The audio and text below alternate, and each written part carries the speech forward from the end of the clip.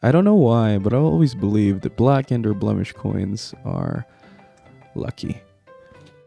So, anyway, today when a student was consulting me for this script that he wrote for his finals, they asked me if I wanted to tell the most compelling human story. Who should I watch or read to learn how to do that?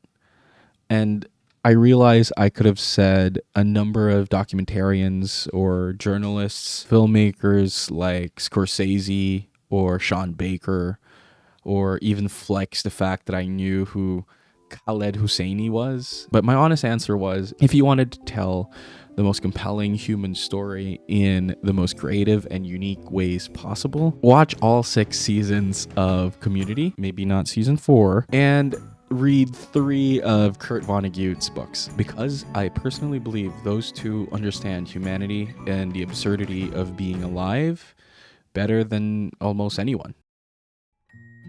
Community takes 7 broken weirdos at a community college and throws them in the most ridiculous situations. Paintball wars that feel like action movies, a blanket fort that becomes a civil war, a Christmas episode that's stop motion. On paper, it really shouldn't work. It's absolute chaos.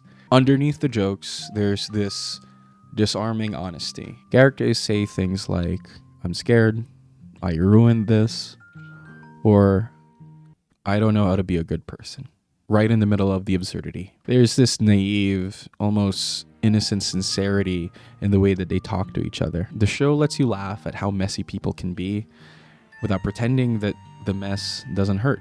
And Vonnegut does the same thing, just with bigger disasters. In Slaughterhouse-Five, people kind of time travel through their own trauma. In Cat's Cradle, the world ends because someone's just trying to write a book about a scientist. He writes about war, cruelty, aliens, time travel, and the end of the world, like a tired uncle trying to tell you a story at dinner. It's simple, almost childlike. Look at chapter 1 of Slaughterhouse-Five, or maybe even better, the entirety of Bluebeard. He never lies about how dark things are, but he also never forgets that the people inside the darkness are small, confused, and trying their best. Both Harmon and Vonnegut keep circling the same idea. Humans are ridiculous and precious at the same time. We are capable of the most horrendous, horrible decisions and acts of war, and also of these tiny, stubborn acts of kindness and hope, even when the universe makes absolutely no sense. That is what a compelling human story is. From stupid to sacred, the full range, the full spectrum. From the funniest day of your life to the moment you realize you're not okay. All happening within the same 9 pages or the same half hour. Which brings me back to this coin. There's no logical reason why this coin should be considered lucky, right? It's just a blackened, blemished coin that I got as change from the coffee shop. I just looked at it and said, yep, that's special to me.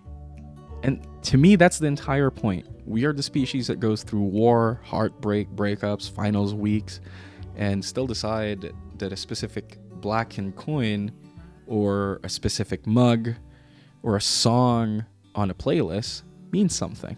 And if you understand that feeling and put it into your stories the way that Dan Harmon or Kurt Vonnegut does, you're already halfway to telling compelling human stories. Because in the end, a great human story is just this: a person in an absurd world trying to make meaning out of it anyway.